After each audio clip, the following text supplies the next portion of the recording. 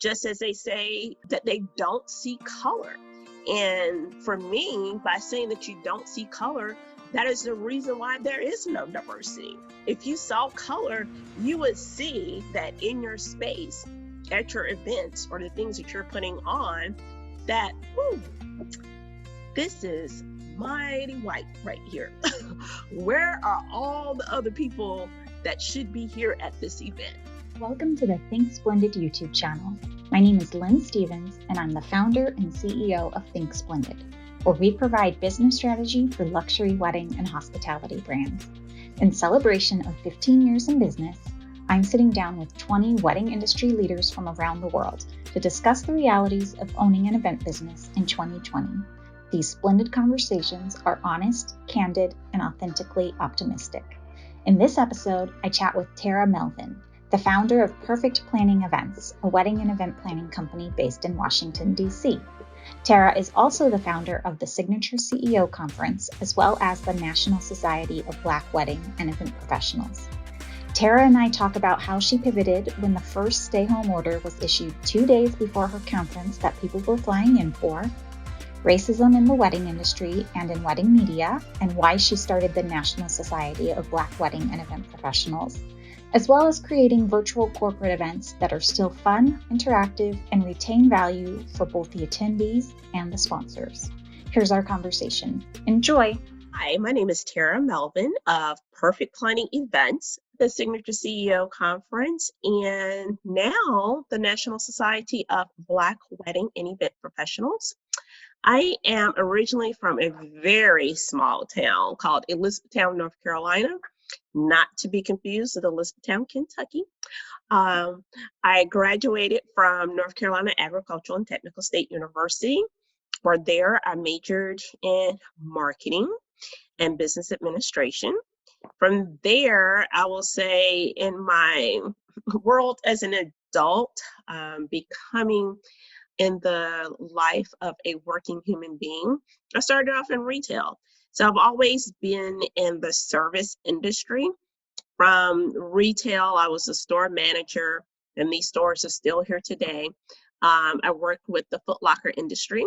So I was a manager at Lady Foot Locker, starting out in the Virginia Beach area and then migrating to Washington, D.C., which is how I got where I am now.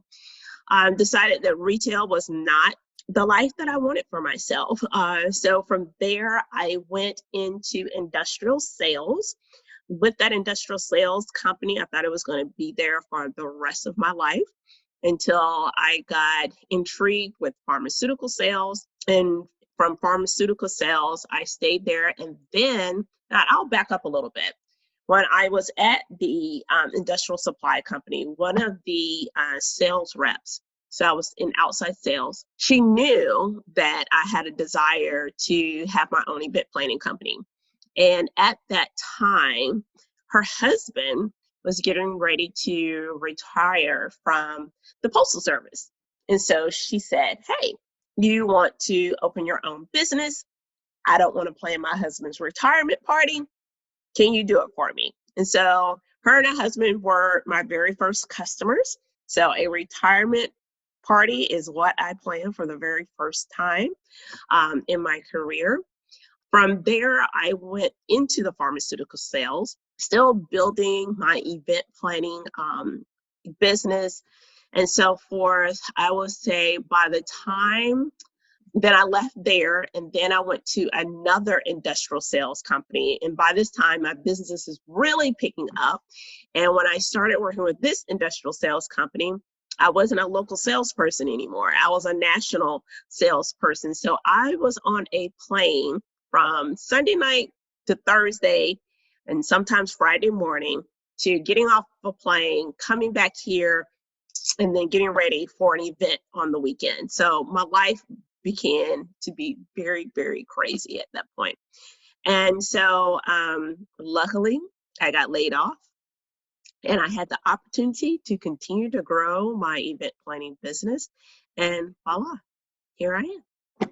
I do find that the most successful people had careers that weren't related beforehand. So I think working retail and working sales are definitely skills that you probably use a lot now. Yes, most definitely. And especially when I worked with the pharmaceutical company. Pharmaceutical companies, if anybody knows, they train their people 24/7. And there's all different types of selling skills that they teach you. And I find myself, if I sit down and think about it, that I utilize those skills with my wedding business. And also I have a mentor program now from my event planning business where I'm always coaching my mentees about having a pipeline. And where did I learn that? Nothing but from being in sales, because they always tell you to have a pipeline. And your pipeline should be 3 times the amount of what your goal is. And so I always tell my mentees that if you want to earn $50,000 this year, you want to earn 75,000, whatever it is, then the amount of potential revenue in your pipeline needs to be 3 times as much. And the reason why they say it needs to be 3 times as much is because you're not going to win all of the business anyway.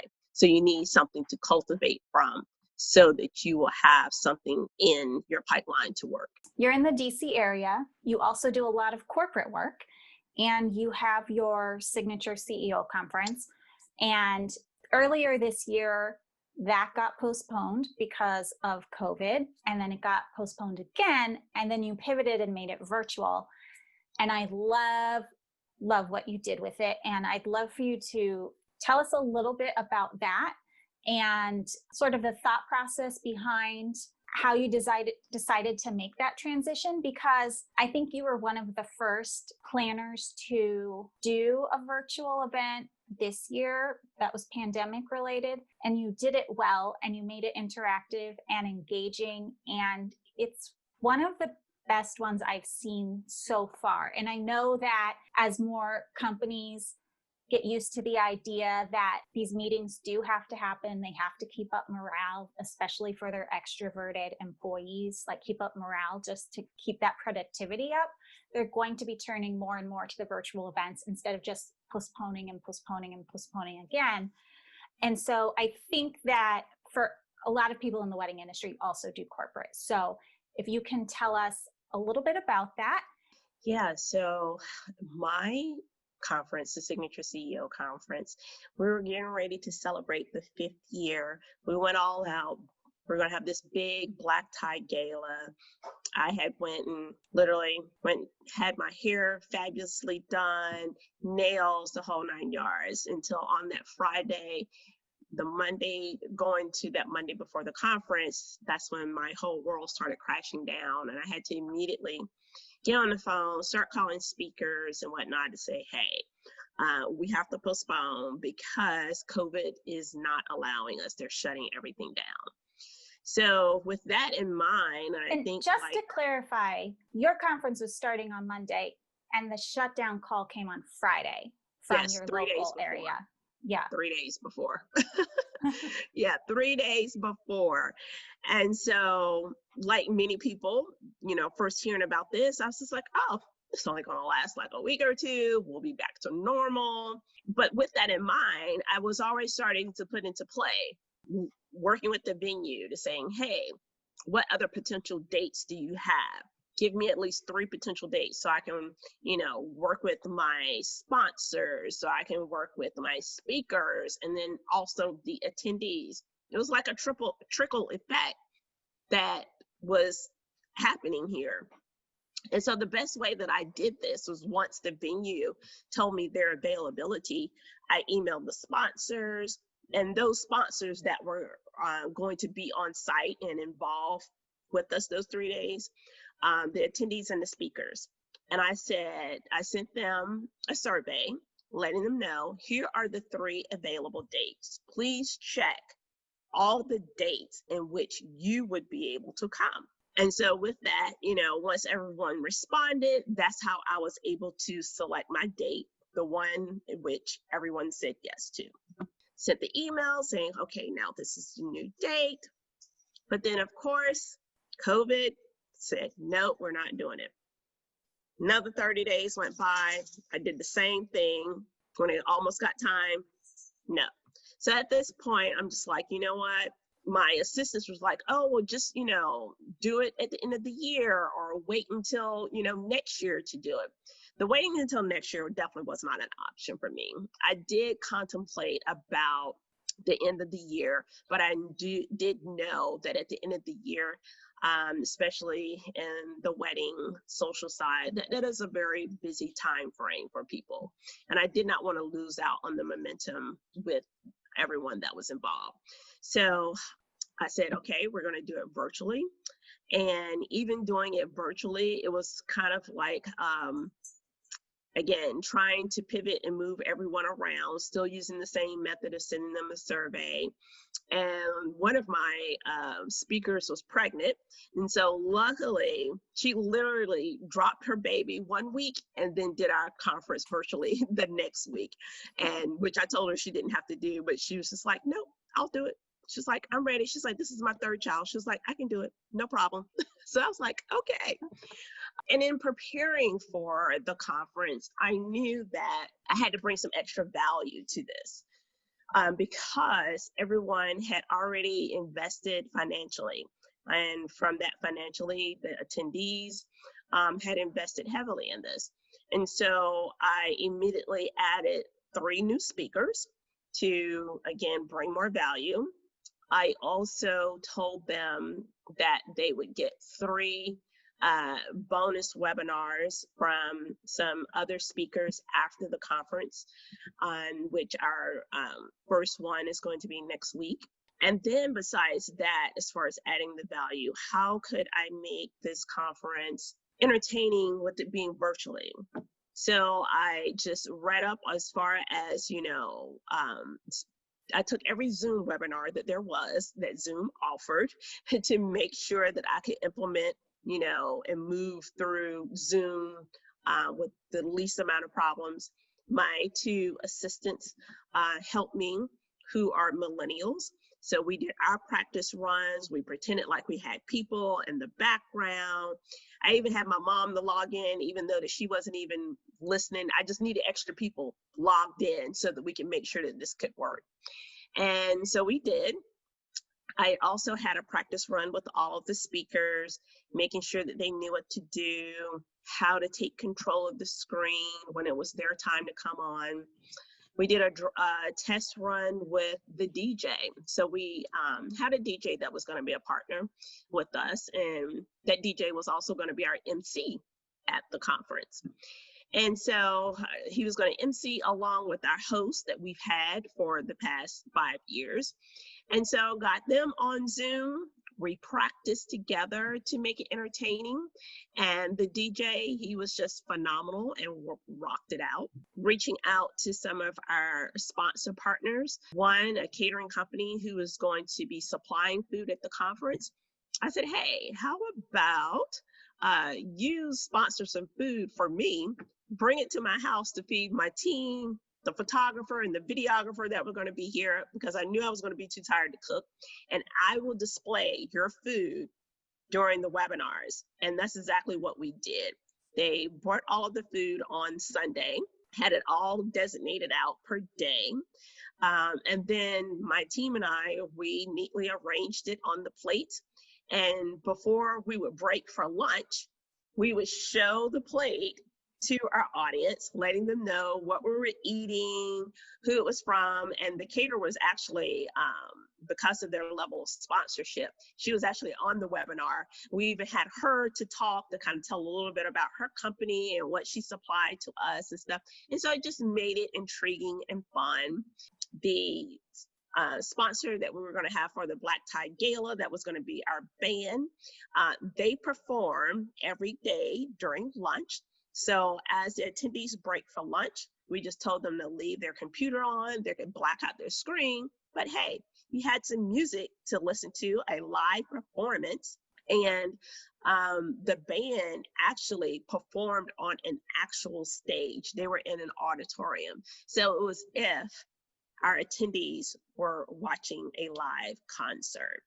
And it was so amazing to come back that, I took my little break, but I would come back early just to see what was happening on the screen. Some people were on the screen dancing. You can see them dancing in their house and stuff, or, commenting in the comments field, talking about, oh, that's my song.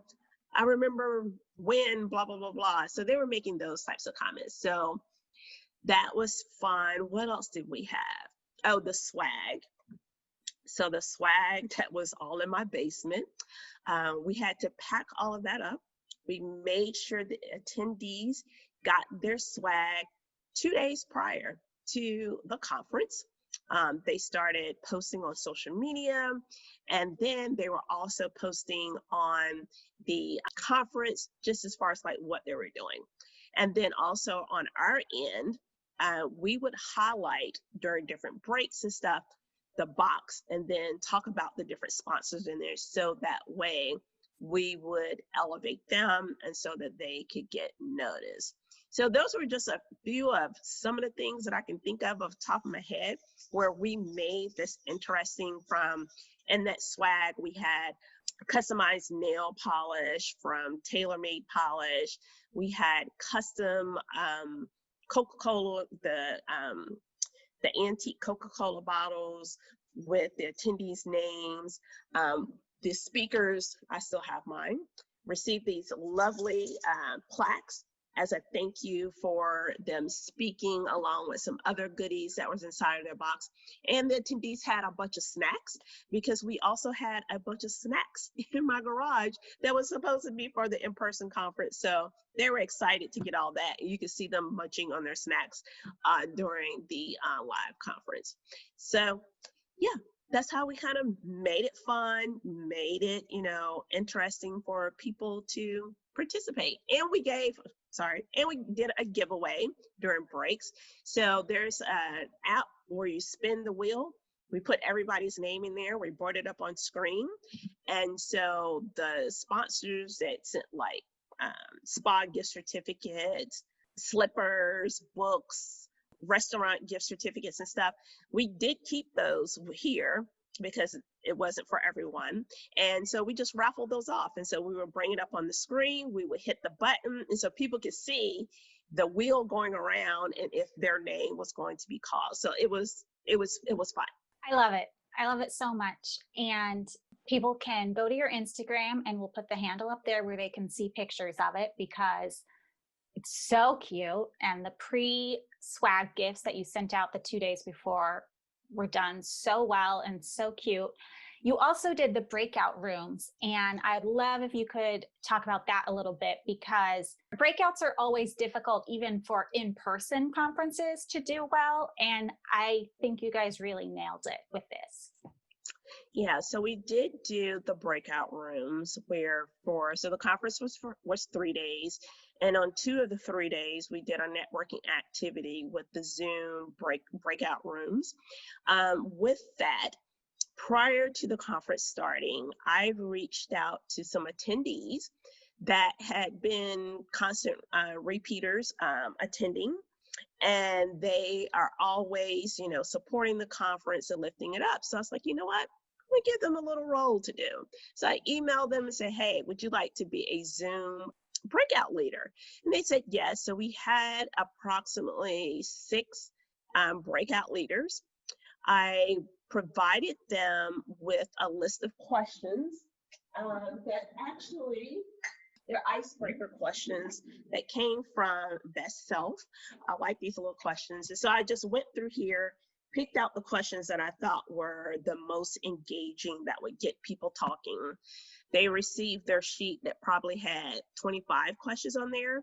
And I just gave them instructions to say, hey, you pick the questions at random. You'll probably get through 3, maybe 5 tops during the 30 minutes. But the ultimate goal is to get people engaged and get people talking and seeing what it is that you can find out about a person that you may not have known. So at that moment, how we determine who was in a room, Zoom can automatically do that for you. But if I saw people in a room that I thought was, to me, those people, they already know each other, I would switch them up automatically. And then I would release them into their Zoom rooms. And every now and then I would just pop in and send them like chats just to say, hey, how are you guys doing?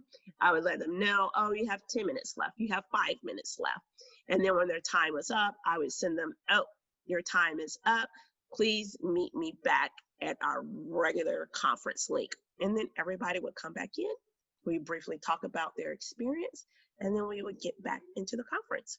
And a lot of people did have the opportunity to meet people and talk to people that they would not have otherwise known. Right. I think that's for the conferences who are pivoting to virtual. That's one of the biggest aspects and issues is it's not just the education, it's the networking and it's the getting to know other people. And that is part of what's built into the investment price of a conference. And so how do you do that? And again, you guys nailed it. Yeah. For any conference, I feel like there are two reasons why people go. One is for the education or, / content. And then two, they're going there to network, seeing who it is that they can meet and build relationships with. And so with us diverting to a virtual experience, it's just like, so how can I still do this and make this happen with everybody being on a screen? Yes, they can chat in the chat box, but, it's nothing like actually having that interaction with someone. And so that's what we did. I love it. You also, earlier this summer, founded the National Society of Black Wedding and Event Professionals. And I know that this is something that's been in the back of your mind for several years. And then with the George Floyd murder and all of the Black Lives Matter protests and the civil rights movement that we're now in again in the United States. And I just want to make clear that this has been going on for a while, but it got brought to the forefront again, I think is how I should say it, because it never really went away. Obviously, it didn't go away, but it's on the forefront and people are trying to do better. They're trying to listen. They're trying to examine unconscious bias they may have and see where they can change. But I just wanted to spend some time talking about one, the association, but also your experience as a Black wedding professional in the industry and the things that you've run into that other wedding vendors, it's not even on their radar. Like they don't even ever have to think about it because it never comes up for them. But for people of color, it's part of their daily lives, even during work in this industry. Yeah, so I am definitely proud to have launched during this time of COVID and the climate that we're going through at this time, the National Society of Black Wedding and Event Professionals. It did arise out of the latest incidents of social injustice with the whole George Floyd, sadly what happened to him. And when that did happen, of course, there was an uprise, letting people aware that, racism never went away. Social injustice never went away. It was just covered up. People just went on with their daily lives. And as Black Americans, we just, live with it. We knew that it existed and we just try to do the best that we can. Also out of that conversation, the uprise came in the conversation of the wedding and event planning industry not being diverse and inclusive. Black people always knew that. We always knew that. But it brought to the attention that now our white counterparts are sitting and listening, and they're wanting to hear why we felt that there was no diversity and inclusion in this industry. One, and I can say for all Black people, within my DC market, and even with me traveling and going to different conferences, looking at media publications, I can count on my hand the number of Black people that I would see. All the industry networking events here in the DC market, when I walk into the room, I can count the number of people that I see that look like me. And so why is that? There's so many talented Black business owners in this industry that we should all be highlighted. We should all be celebrated. And so with all of these conversations coming along, yes, they're having an association in this industry that represented Black business owners. I was like, why doesn't that exist? There's a Black National Association of Black Engineers, there's the NAACP, there's a Black association for all types of professions. And as I would go on with my daily walks of life previously, the thought would come like, oh, this should be something that should happen. And as with Corona, it was a blessing because it kind of gave me that opportunity to lay the foundation, because all of my events got transitioned to 2021. So there was no event life for me.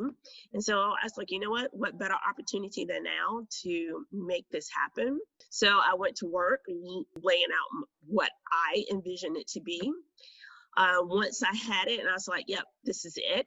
I then decided, okay, I can't implement this by myself. I need some people that are going to do the work with me and help me to get this lifted. So I was like, okay, I need a board of directors. Who are those people going to be? And so as I thought about this, again, reaching out to people that I felt would not only put in 100% of the elbow work, but 110%. People that had positive energy around them, people in the industry where others looked up to them. And so those were my criteria as far as going into picking the board of directors. Luckily, all of these people I knew very well, but even when I knocked on their door, they were like, oh Lord, what is it? Because I was like, I got something for you. I need something for you to do. But be honest with me, if you cannot do it, and I strictly said, if you cannot do this 110%, then you will not hurt my feelings and say no. And so luckily for me, they all said yes. I think we went into probably about almost a month working on it before we made the official announcement. We did our official announcement, letting people know that we had launched, had a town hall meeting, and then we opened up our membership. And we were just astonished of how many people were interested, how many people, were excited about this.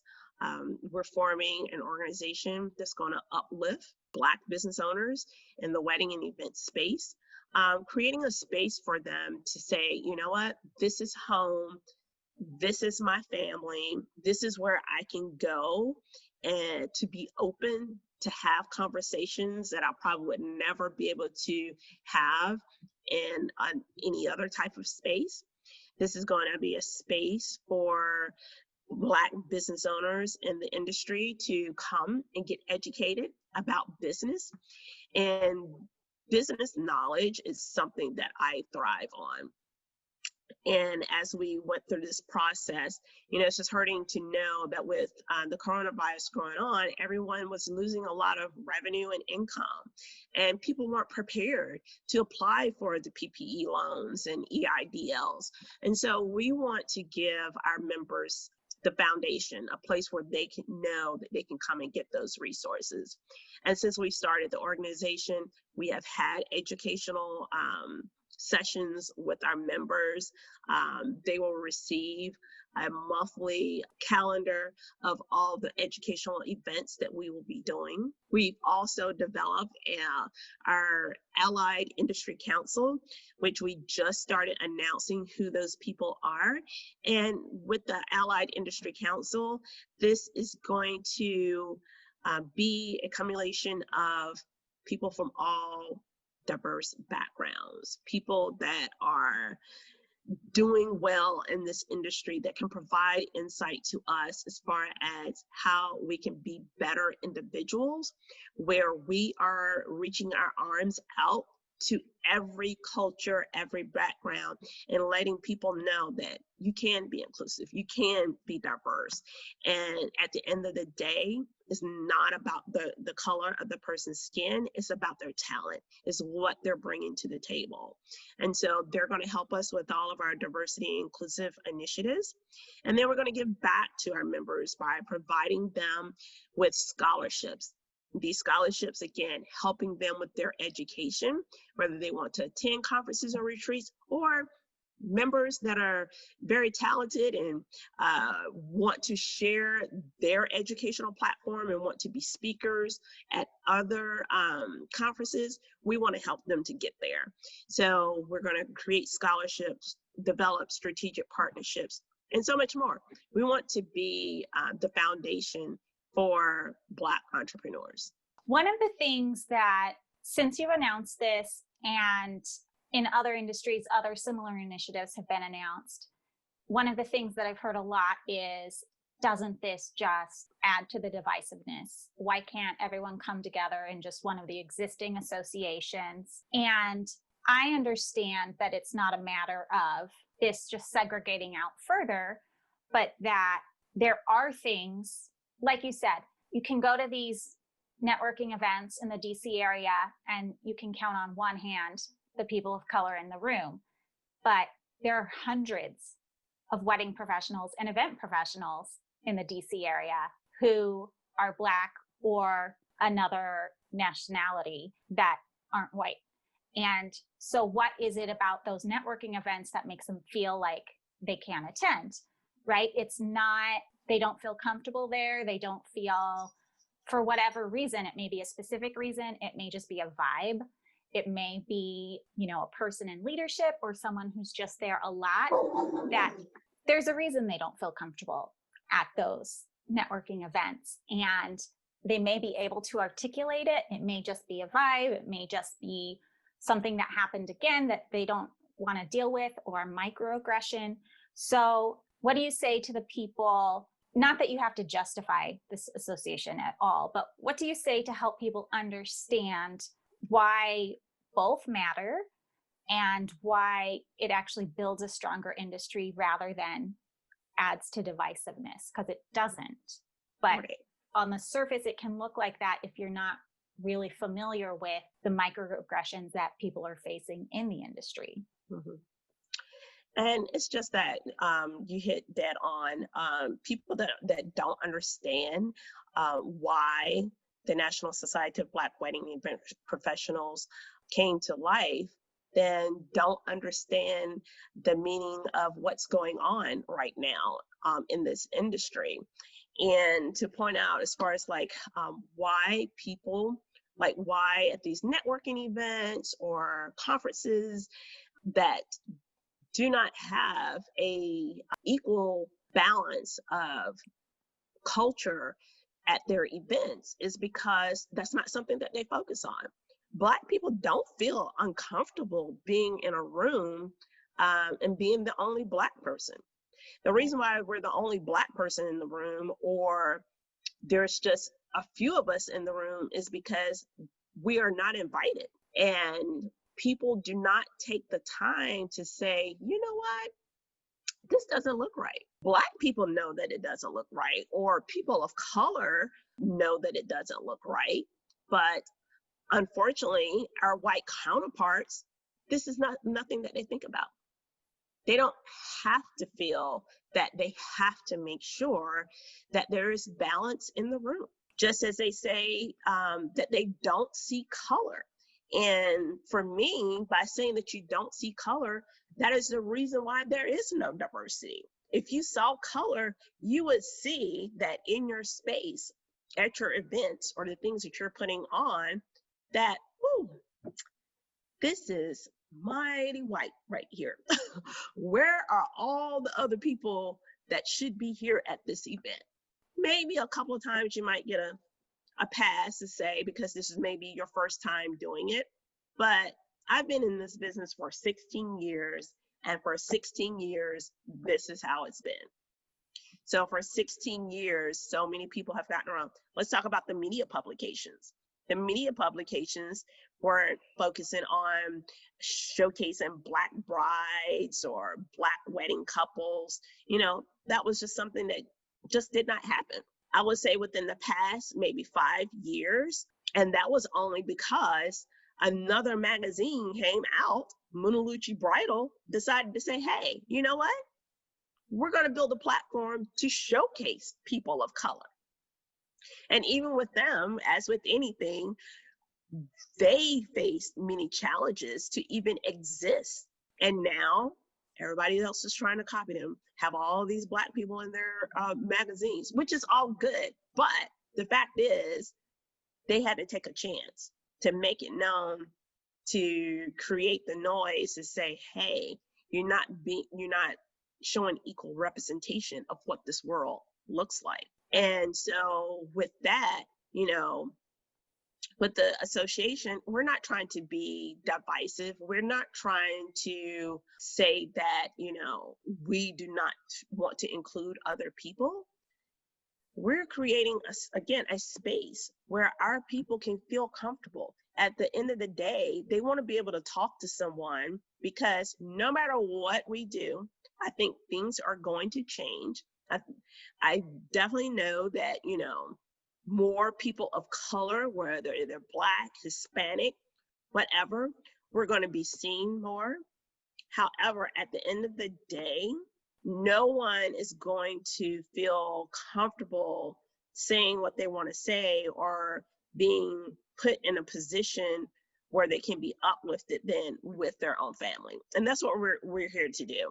And then also to reach out to these magazines to say, hey, before you put your list out and just picking people at random, you might want to check with us to see, who these people are, who it is that you're putting on these lists and stuff, rather than just picking random people because you saw them on Instagram. And with us, with our members, they have to go through a process. They just can't pay money and say, hey, we want to be members. You go to our website.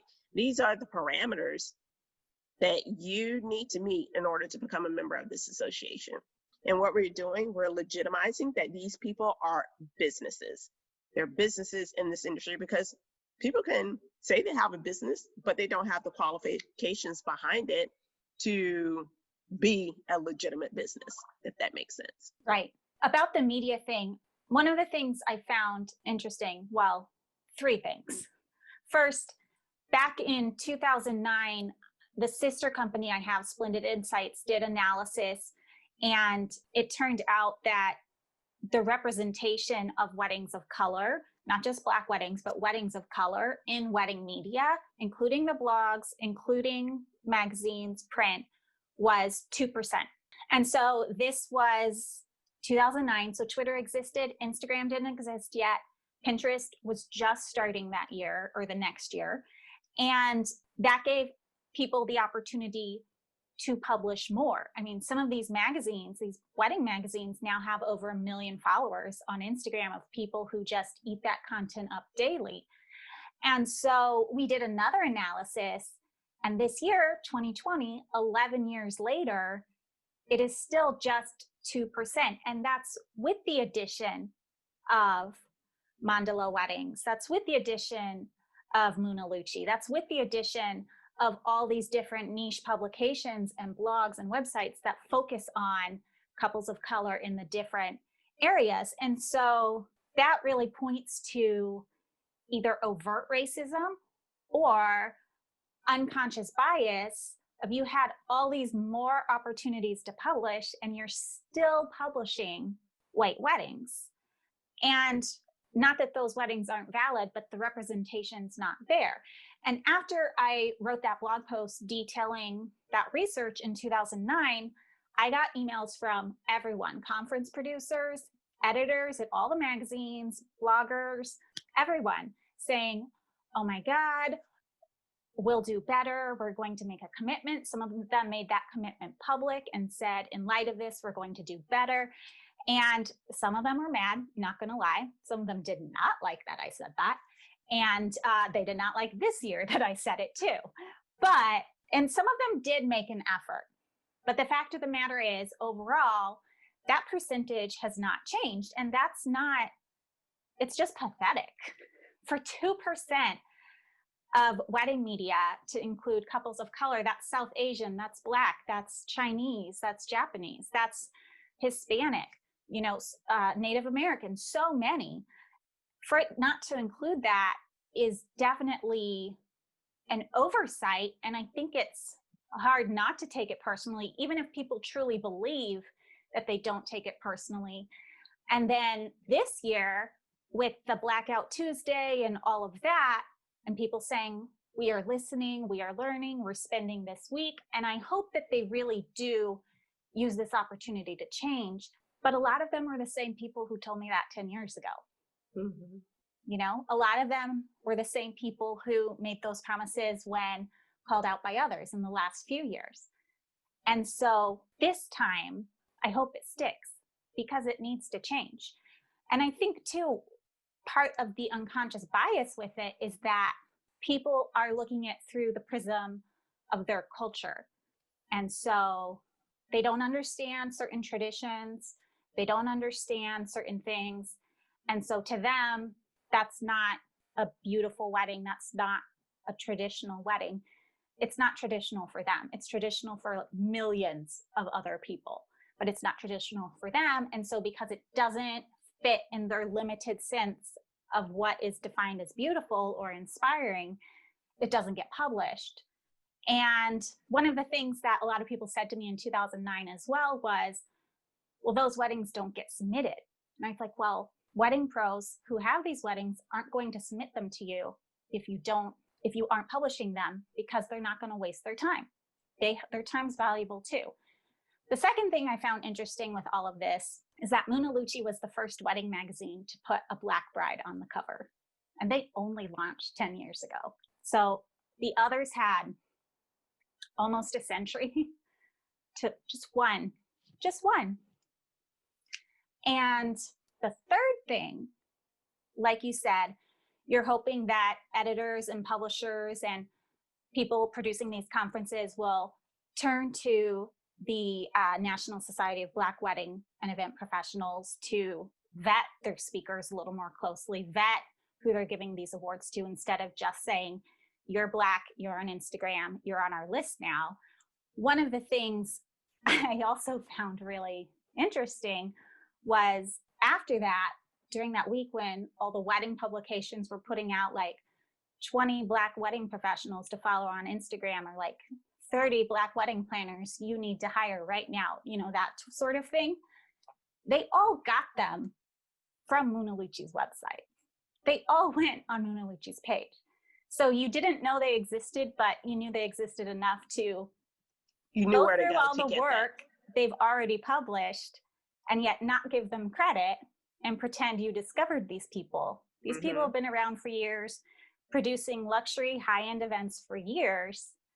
And I think it still struck me as profiting off the work of Black people, the Black people who run Munalucci Weddings, Jackie and Chike and their team, and taking credit for it without, I mean, it would have been so easy to say, hey, we formed, you know, an alliance with Munalucci, or we formed, you know, we partnered up and teamed up with them to like bring you these people. They've been doing the work for years, and there's no acknowledgement, no credit, sort of just the kudos of, look, you know, Black people exist. We just found out.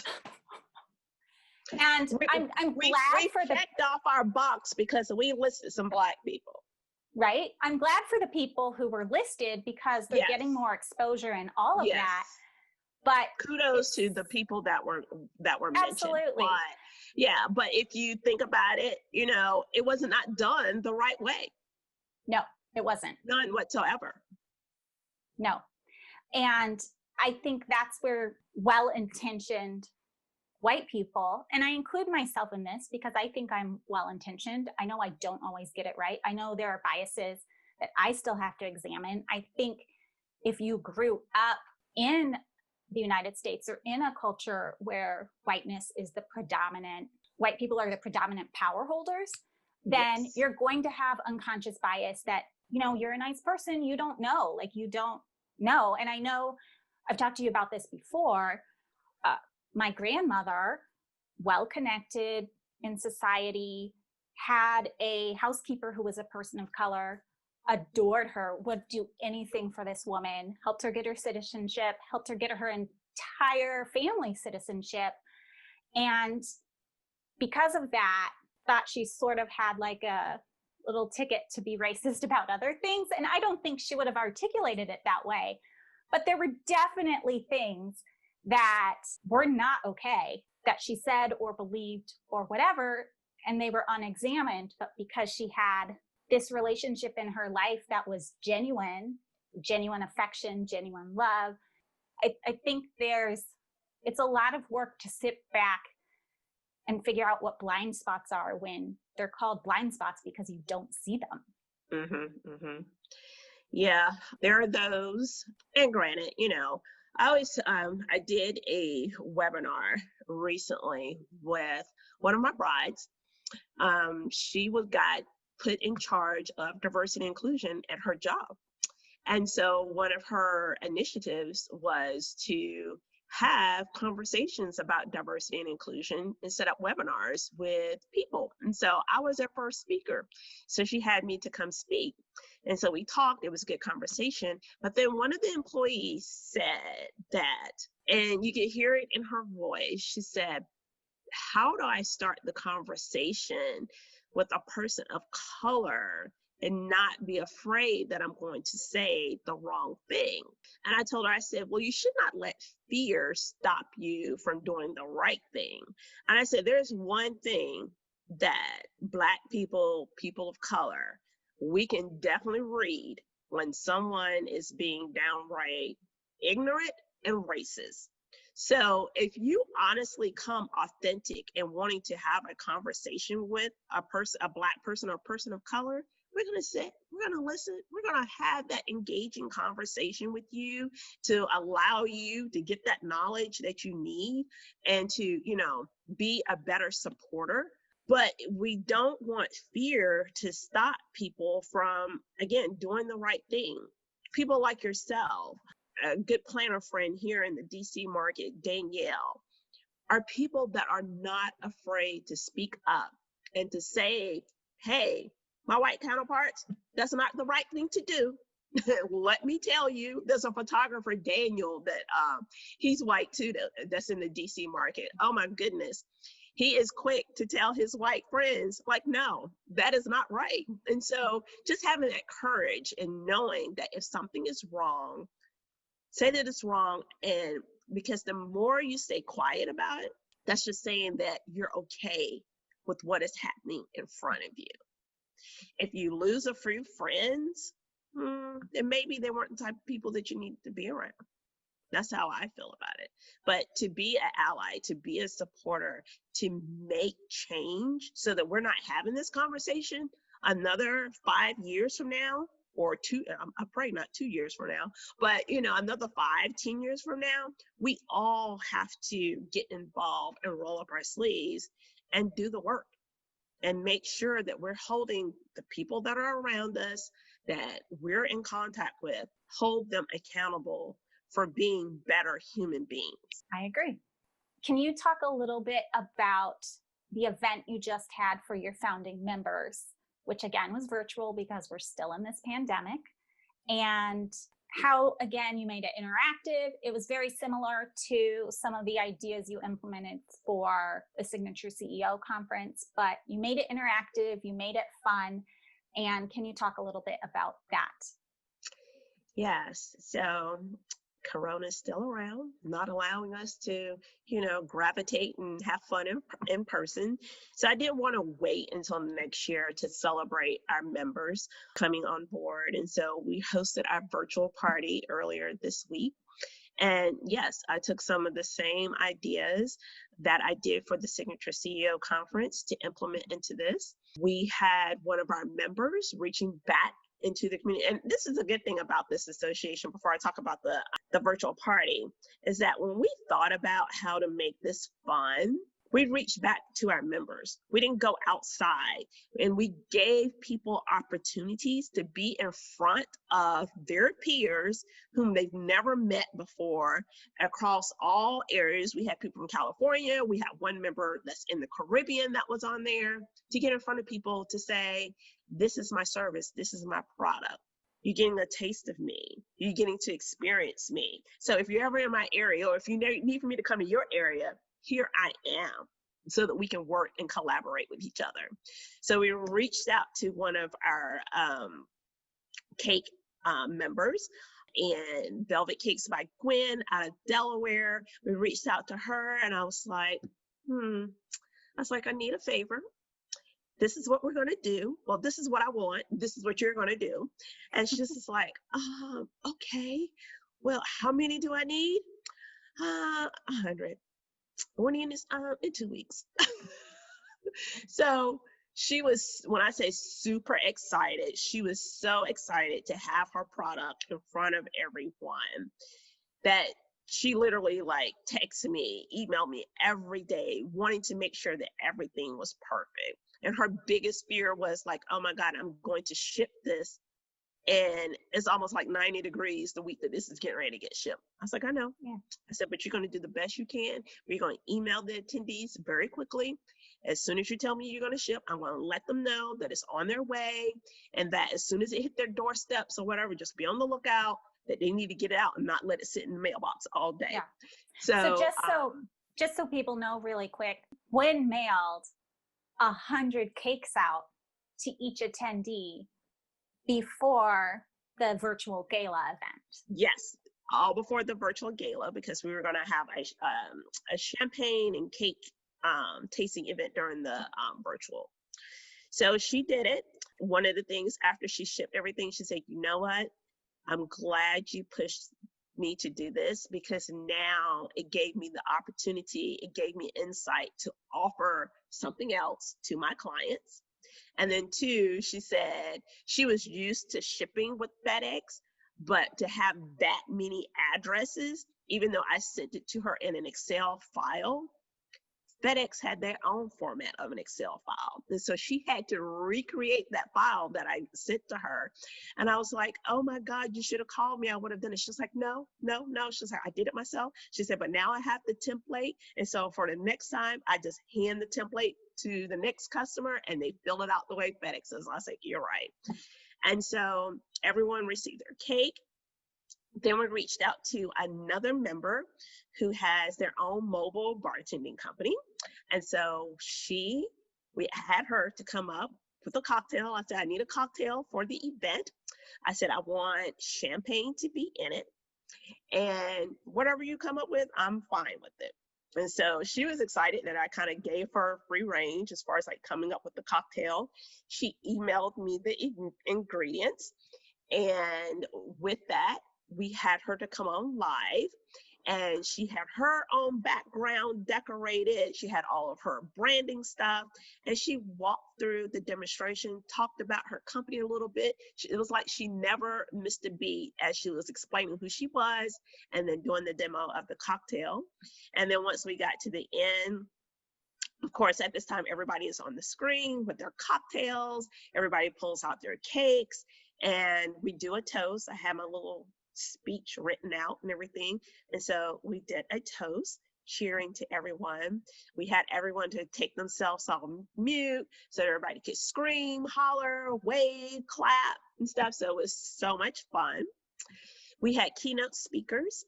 We had two. One was Mark Ingram of Mark Ingram Altair out of New York City. He opened up as our keynote speaker. And then we had Melba Wilson of Melba's Restaurant of Harlem, who did the closeout keynote speaking. And when I say both of them were phenomenal, oh my God, they were phenomenal and was in on it just as much as we were.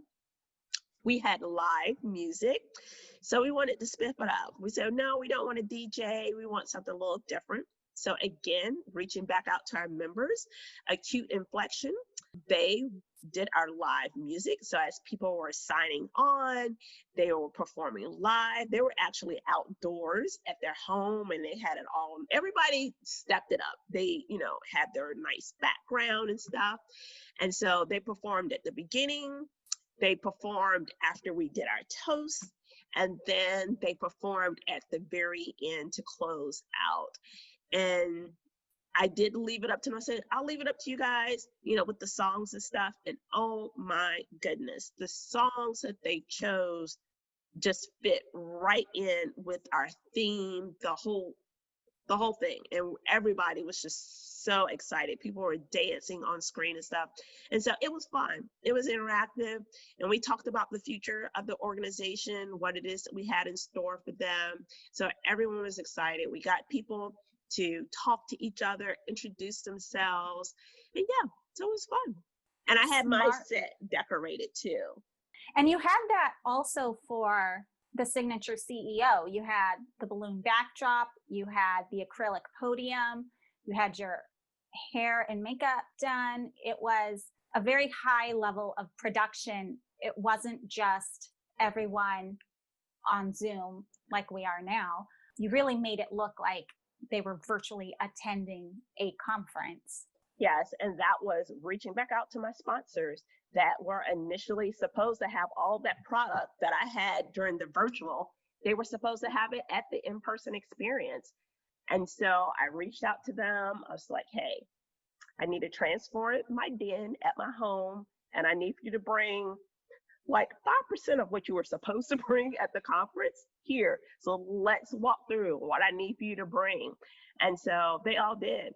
The hairstylists came on that Sunday night, literally at 1 a.m. I'm getting my hair done. 1 a.m. the balloon girl was in my house putting balloons up. My team actually stayed at my home. So they all arrived on Sunday and stayed here so that we could all be around each other. So I was in my den. My office is right beside my den.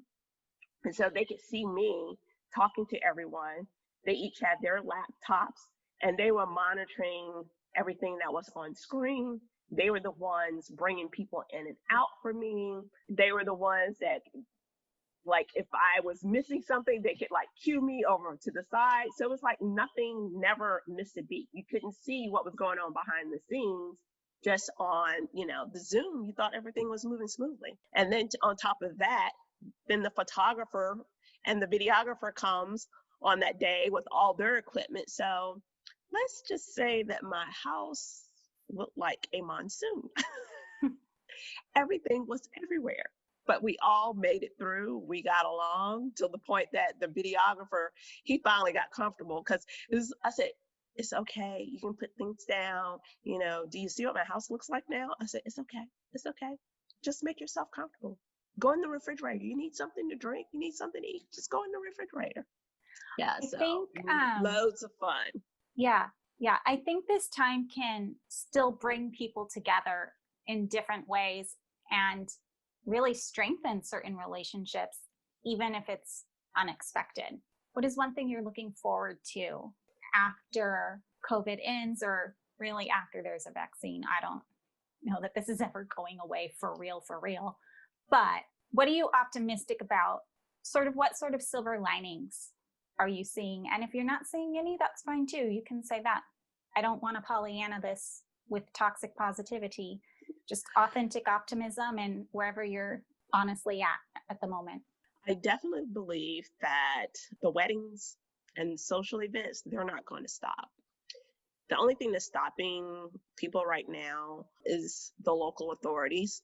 People are going to stay within the parameters as far as like how many people they can have an event, but they will still continue. I think the only thing that's going to change in this whole event planning world will be the corporate side because of the layers of liability that they have with, bringing so many employees together. Because if you think about it, on the corporate side, it's not the 150 or, the 200 people. You're talking about a corporate event where there's like 500 or more people coming in attendance and bringing people from all parts of the world. So I do believe that on the corporate side, this here, what you and I are doing, this is going to be their new way from here on out. And they're going to be the slowest ones getting back to that in-person experience. But weddings and social events, as soon as people get released, like on the Virginia side here, we can have events now up to 150 people. Wow. And people are like going at it. DC is 50, and on the Maryland side, so it's a tri-state area here in my market. And so those DC and Maryland right now are at 50 people, whereas on my side where I live, it's 150 people. So I do believe that will definitely come back. I'm all positive for that. The way we do business, I think, is different. In some ways, I'm glad that Corona did happen, especially on the safety side. As a planner and going through the motions of events, and we run at such fast pace, there are things that I see and I'm like, maybe that shouldn't be done. So now I think now it has made companies, production companies, catering companies, planners, all of us kind of sit back and say, okay, now we need to put some new things in place. And this will be the new norm for us going forward. It may not be that we're doing 100% of the things that we had to do during Corona, but I think there were some good lessons learned during this process. And I hope that people, do that. And if anything, you should have learned some type of new way to pivot within your business so that you're not totally dependent on one source of income. Now, can we control everything? No, because if, something like this happens, when it first happened, the whole world just got shut down, like literally shut down. You couldn't do anything. So those are things that are out of our control. So just learn about, what it is that you can control. And most importantly, I hope that it taught us as professionals, as business owners, that at the end of the day, you need to put yourself first. Remember that you do have a family and that money in business is not everything.